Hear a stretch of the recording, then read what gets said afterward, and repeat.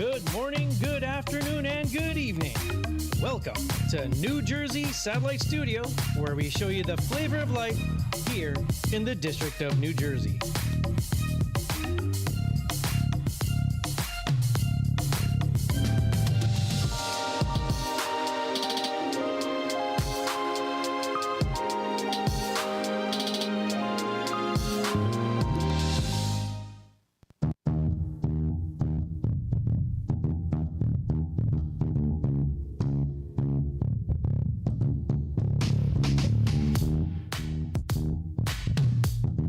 Hey everyone, hello there, and welcome back to INCRadio New Jersey Satellite Studio, where not only do we show you the flavor of life, but we also learn together. Today we are snowbound. We'll be giving an introduction to skiing and snowboarding, and I've done it a couple times.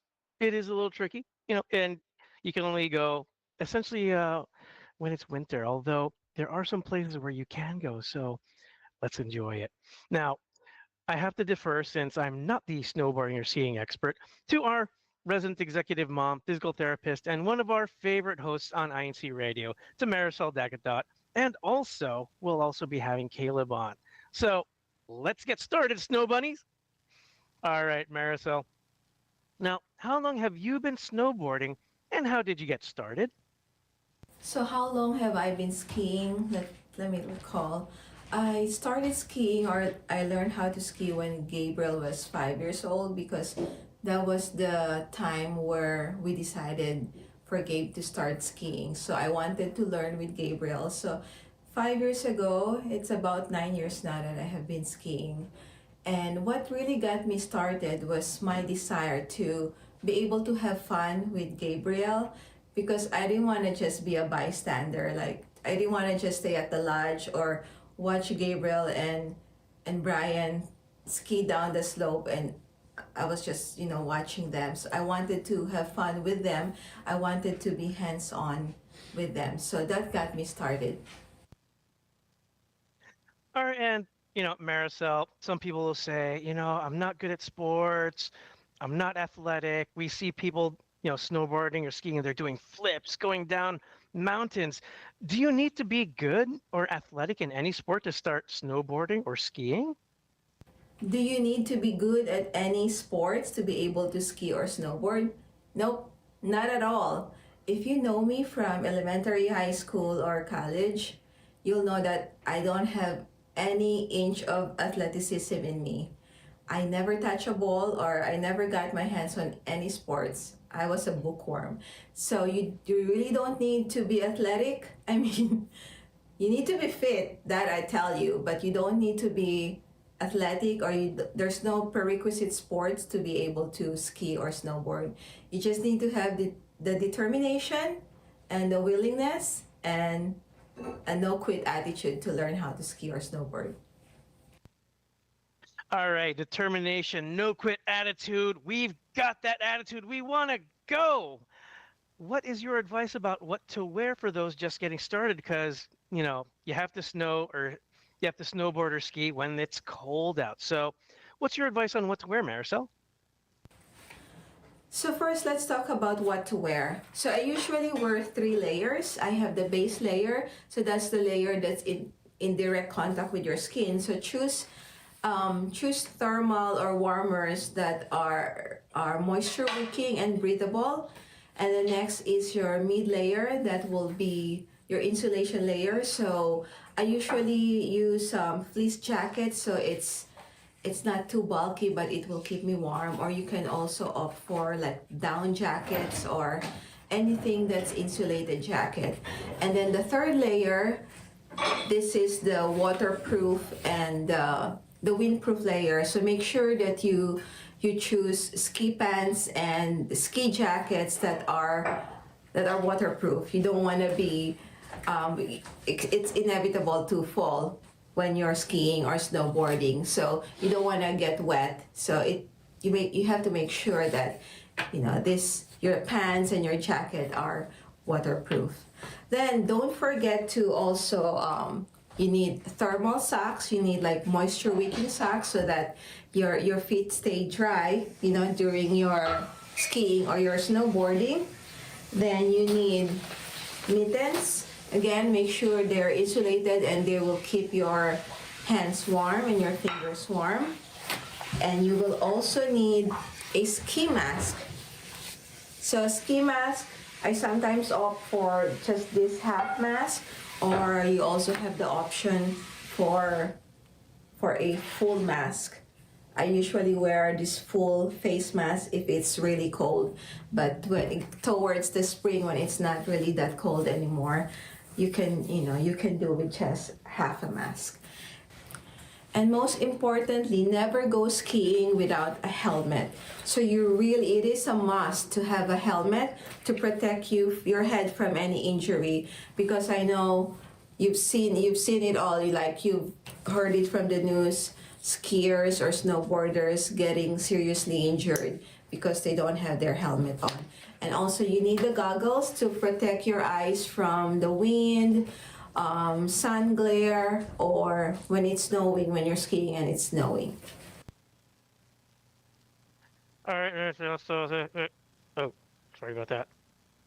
So as you can tell, I'm kind of prepared, but not fully prepared. Head protection. Getting a helmet is very important. So we talked about what to wear. Now, what is your advice on, how you can get snowboard and ski equipment? What should we talk about in terms of equipment, Maricel? What's your advice? So as far as the equipment itself, of course, if you're a skier, you will need your skis, and you will need the ski boots. And if you're a snowboarder, of course, you need a snowboard and the ski boots. The people in the ski shop will help you determine what size, what length, what size of the boots. They will help you. They have measurements that they follow according to your weight and your height, and of course your level, your whether you're a beginner, you're intermediate, or you're an expert. So don't worry about determining what size or what length to buy, because they will determine that. Especially if you're a beginner, of course you're not gonna buy your own equipment yet. You're going to rent it out.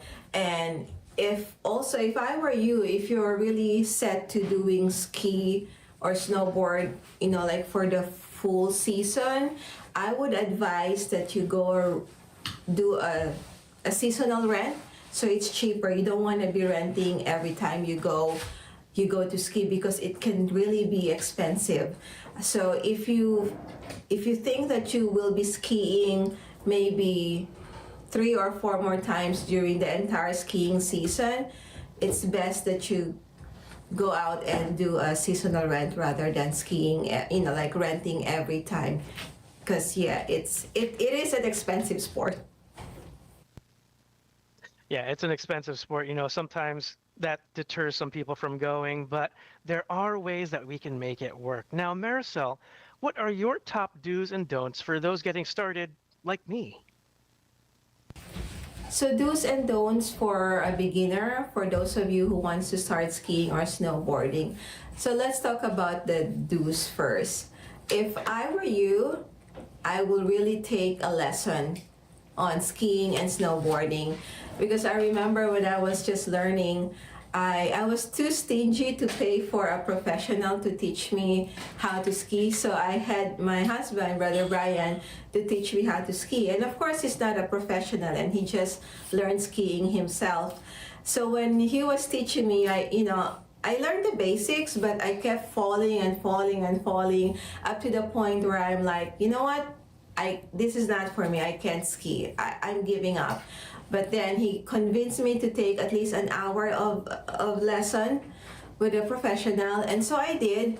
And I was so happy that I did take the lesson, because after an hour I was good. So it's really different learning on your own, especially for somebody like me who is not athletic. And there are people who can just pick a sport right away, right? Even without taking a lesson, they just learn it right away. Well, that's not me. So if you're somebody like me who's not athletic and doesn't pick it up right away, I would highly recommend you take a lesson. Secondly, make sure you wear your proper gear. We already talked about the proper gear to wear. Do check the weather. You don't want to be surprised if the weather is too cold out there. Sometimes it can be really frigid, and even if you already know what to wear, but if you are not prepared, if you didn't check the weather, you'll be surprised, and you would wish you prepared a fourth layer instead of just wearing 3 layers. And do respect ski area signs.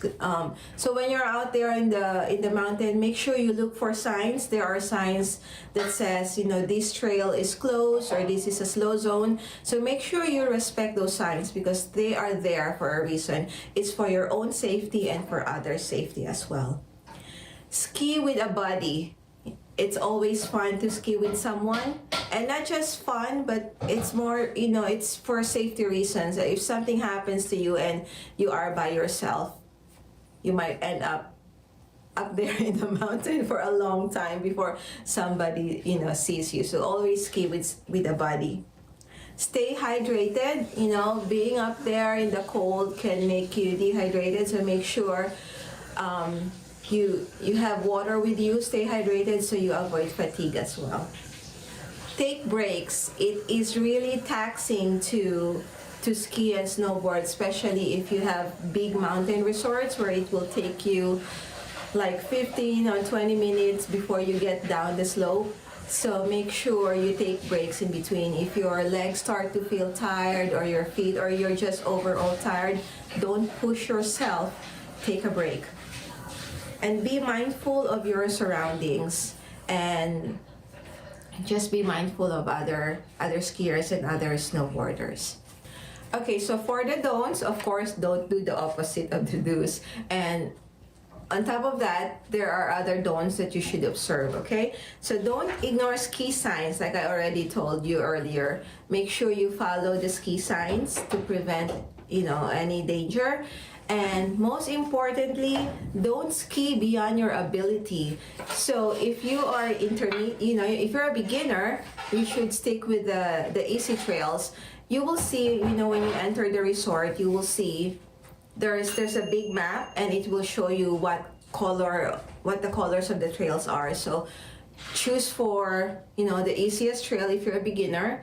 And then after the easy trail, I think it's the green, and then the blue, and then the black diamond, and then there's double diamond, but those are really for the experts. But make sure and you follow the signs, that you stick to the easy trail if you're a beginner. Because there were times where I made one mistake where I was supposed to be in the blue trail, but for some reason I missed the sign, and it took me to the black diamond. I was so scared.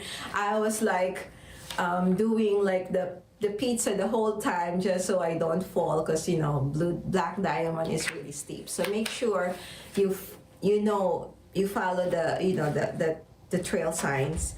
And don't use your phone while you're skiing or while you're snowboarding, because you don't want to be distracted.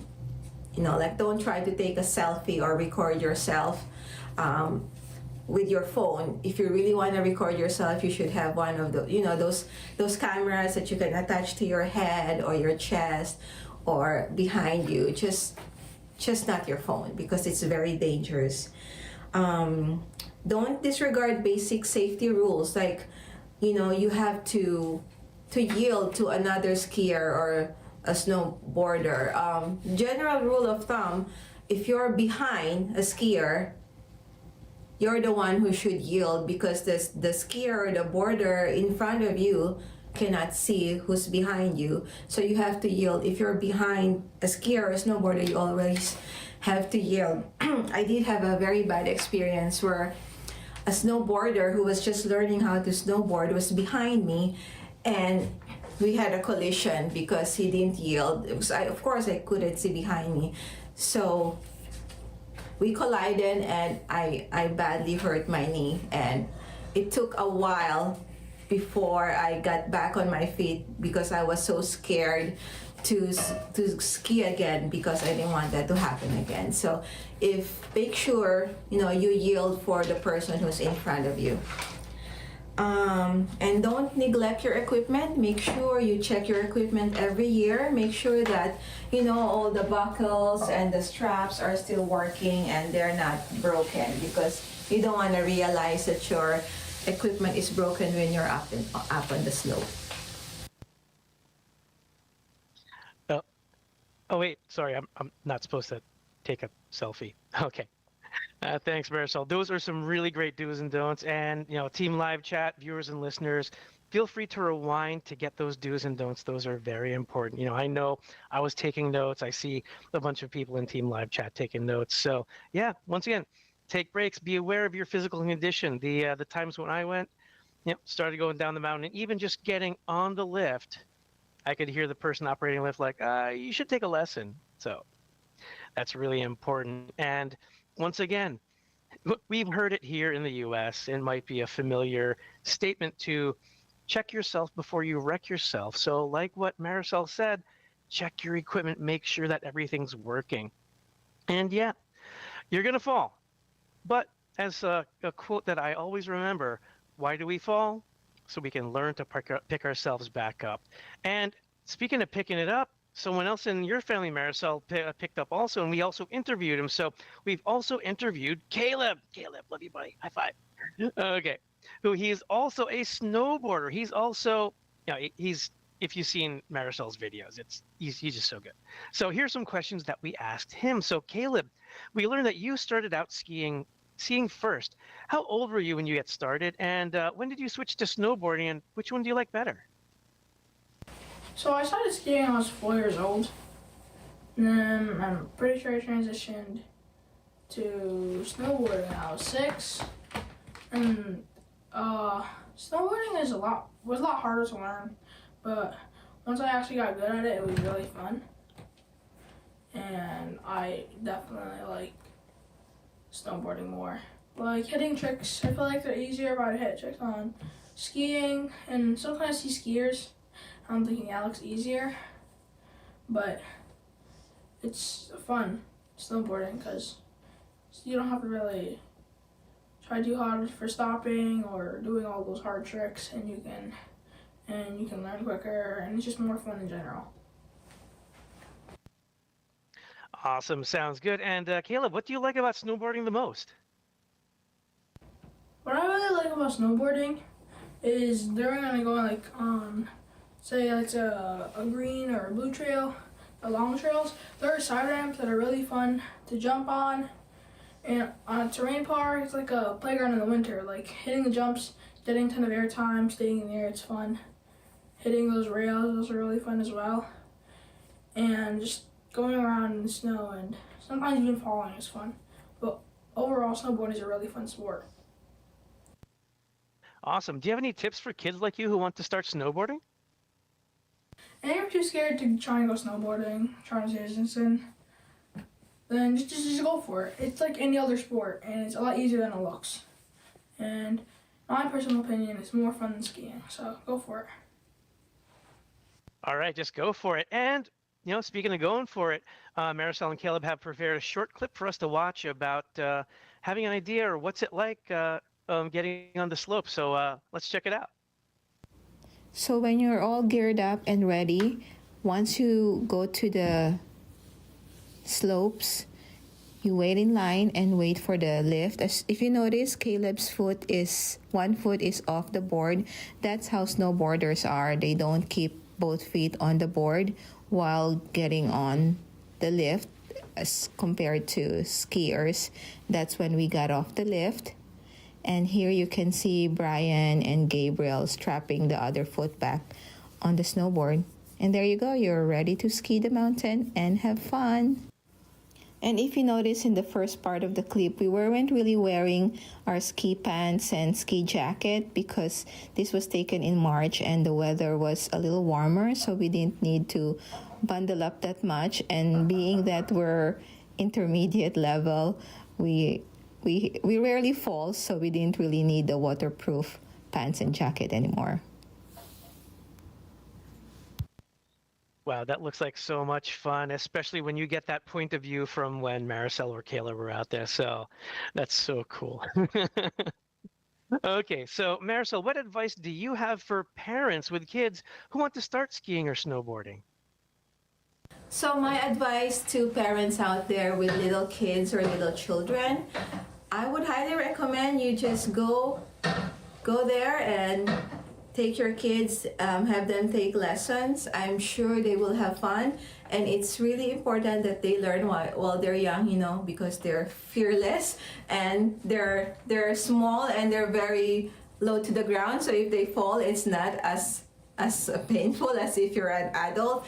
But it's really fun, you know, like our family, we always look forward to the winter season because of skiing and snowboarding. And you want to be active all year round, you know, like I know you have a lot of sports during other seasons of the year, but when it comes to winter, most of us would just tend to hibernate and stay indoors. But this is one thing that you can do outdoor, something that you can do for fun as a family that will keep you active. And it's just so much fun to be up there in the snow. There's a different feeling when you're up on the mountains, the cold air, and you're skiing and you're snowboarding. Like you're worry free. All you think about is how to get down the slope safely. So go out there, take your family, take your kids, take lessons, have fun, and you'll enjoy it. I'm sure you'll enjoy it. Awesome. I'm sure we'll all enjoy too. So let's all get out on the slope. So Maricel, thank you and Caleb so much. Yeah, do you have any closing comments? You're very much welcome, Brother Jeff. It's always a pleasure to be able to share so that our beloved viewers are informed, entertained, and inspired. So until next time, bye. All right. Thanks so much, Maricel, and see you all on the slope, snow bunnies. All right, we have to move on to our next segment. So we have noticed that there are some really cool people on in Team Live Chat. We always love you. You know, we see representation from all over the world tuning into our broadcast, including Brother Alex and Sister Lynn Reyes from here in New Jersey, also Brother James Malaban, and even Brother Edwin Asabuke, who's, I believe, here on the other side of the world. So thanks for viewing. All right, and the best comment from last week. Our show was about posture, and posture is also very important in snowboarding. The best comment from last week came from Abraham Evangelista, where he said, in the States, employers are required to provide a safe working area, which includes good ergonomics if you are an office worker. So even if you're in the office, he says, talk to your safety folks or your HR folks to see if they can help to make sure you have great posture. And we also have some shout outs going on. So got some birthdays. So happy birthday to Lito Damian. Happy birthday also to Jennifer Damian. Yeah, by father and daughter-in-law combo. Happy birthday to Kenneth Bautista. Happy birthday to former New Jerseyans Risha Simeon and Teresa Chin. Happy birthday on the West Coast to Loriano Jomok. Happy birthday also to Timothy Crane, John Alcade, and also Brother Ron Fablior, who used to be right here in Bergen. All right, we have some other shout outs going on too. So if we can get through this quickly. Robert Tapales, good morning, New Jersey, from your friends at INCRadio, Florida. They had a great broadcast earlier. Brian Torres, what up, bro? Happy watching from Washington, D.C. He loves skiing and it's very relaxing. Mario Oka says, good midnight here in the Philippines and enjoy watching here, INCRadio, New Jersey. We also have Andrew Wynn, hey, brother Andrew from High Point. Priscilla Batan from Rizal. Oh, wow. So another person from all over the world. Also former New Jersey, and Brother Ronnie Anachete. We miss you, bro. He says, buenos dias and happy viewing to all from the Caribbean. Okay, comments about the topic. Andrew Wynn says, as a child, he did alpine skiing, cross-country skiing, ski jumping, ice skating, and ice hockey. Okay, Brother Abe Evangelista says, it's not a prerequisite to be athletic or try skiing or snowboarding, but you're going to feel all your muscle groups. Raymond Villiers says he agrees. Brother Andrew Wynn says, you need ankle, knee, and hip flexibility. Sister Jocelyn Reyes says, ski boots look super, super heavy, but they are important. Okay, and we have so many comments. We thank you so much, but we need to move on to some other topics. So we'll bring it up and we might mention it in the next show. So thank you so much to viewers and listeners in Team Live Chat. Let's move on to the hashtags. So honorable mention, we have Bayonne and CNJ. Congrats, Bayonne and CNJ. In third place, we have Bergen. All right, my home local of Bergen. In second place, we have Winslow. Congratulations, Winslow. And in first place, we have, drumroll please,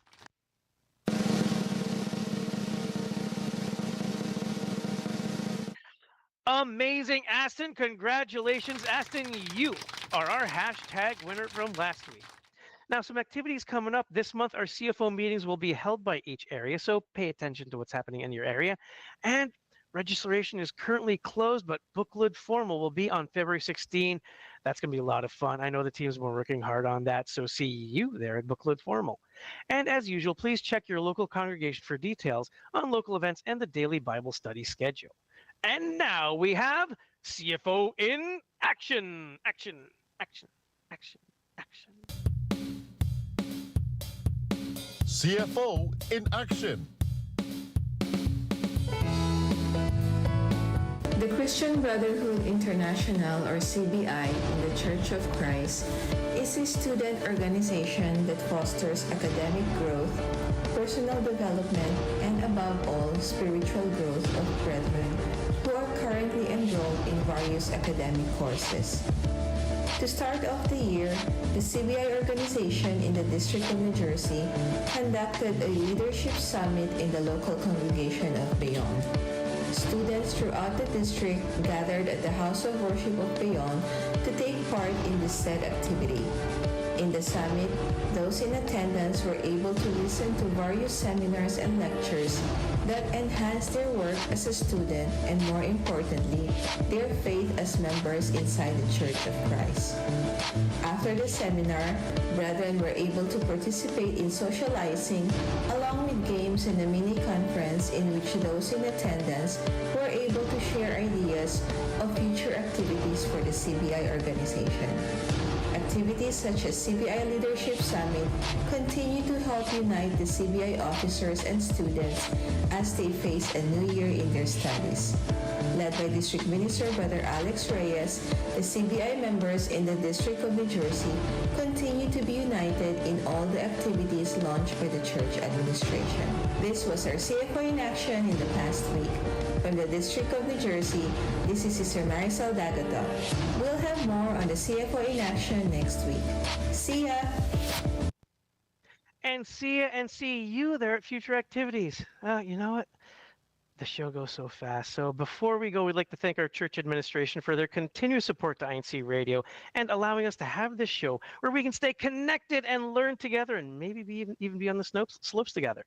We especially thank our beloved Executive Minister, Brother Eduardo Manalo, and our CEBSI President and CFO Coordinator, Brother Angelo Manalo. We'd also like to thank and also say hi to our INCRadio station manager, Brother Wally Tarai. Before we say goodbye, we thank again our viewers and listeners for taking the time to watch this episode and sharing your thoughts and getting on the slopes. So see you on the next episode of INCRadio New Jersey.